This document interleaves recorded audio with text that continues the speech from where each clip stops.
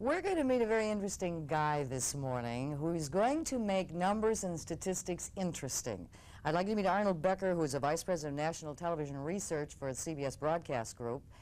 And I want him to explain to all of you at home who don't understand how the ratings are taken exactly how you do it. How do you know if a program's going to work or not, Arnold? Well, first of all, let me assure you that we really do know how many people are watching a program. The place where people sometimes have difficulty accepting ratings as being an accurate measurement is that they are based on sampling.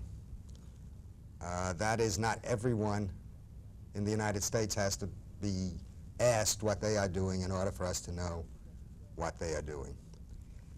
And when people get distressed about the idea that we use some 1,700 homes for sampling purposes, I like to tell them, if they don't believe in sampling, that next time they go to the doctor and he does a blood test, they should ask him to take it all. Oh, okay. There's a lot of things that we do with sampling. If you want to know there's enough salt in the soup, you don't have to drink the whole kettle of soup. At any rate, with just a group of 1,700 households, we are able to tell what the whole population of the United States is doing so far as television viewing is concerned.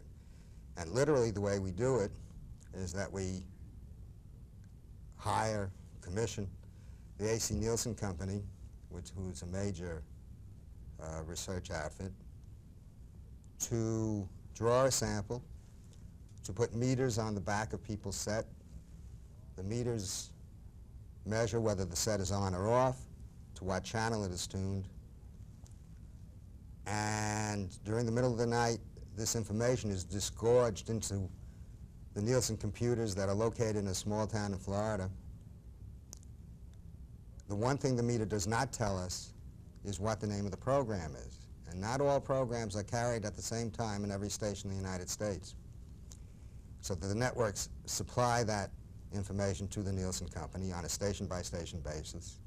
And in the middle of the night, untouched by human hands, the computer marries the tuning information with the program information, and a rating comes out. How do you select those people into whose homes the meters will go?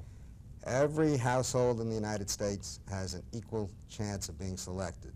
Nowadays, in the age of computers, we don't literally do this, but it's probably useful to think of it as having every household name put into a great big fishbowl, and they are drawn one at a time. And then how long does that meter stay in that particular household? As far as the rules are concerned, it could theoretically stay as long as 5 years. Oh. In real life, it doesn't stay as long as 5 years because people move and die and get annoyed with the whole idea. And so that the sample turns over, roughly 1/3 of the sample turns over each year. Mm-hmm. But if you're not out in 5 years, you're asked to leave after 5 years. Arnold, NBC seemingly is nipping at the heels of CBS. It said that they won more Emmys than ABC and CBS put together. Are you at CBS concerned about the competition for the fall? Well, we're always concerned in some sense, but we're also very optimistic.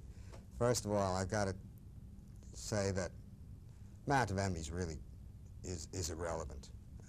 Indeed, the critics, the people who vote for Emmys, do not necessarily reflect the taste of the people in the United States. So that doesn't really matter. We are aware, however, that last season NBC put on a number of popular programs, and they are much closer to us than they used to be.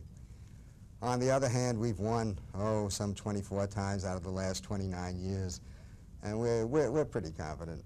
Arnold Becker is his name. Thank you. Pleasure meeting you. Welcome to Nebraska. Nice meeting you. Please stay tuned. There's a lot more ahead as the morning show continues.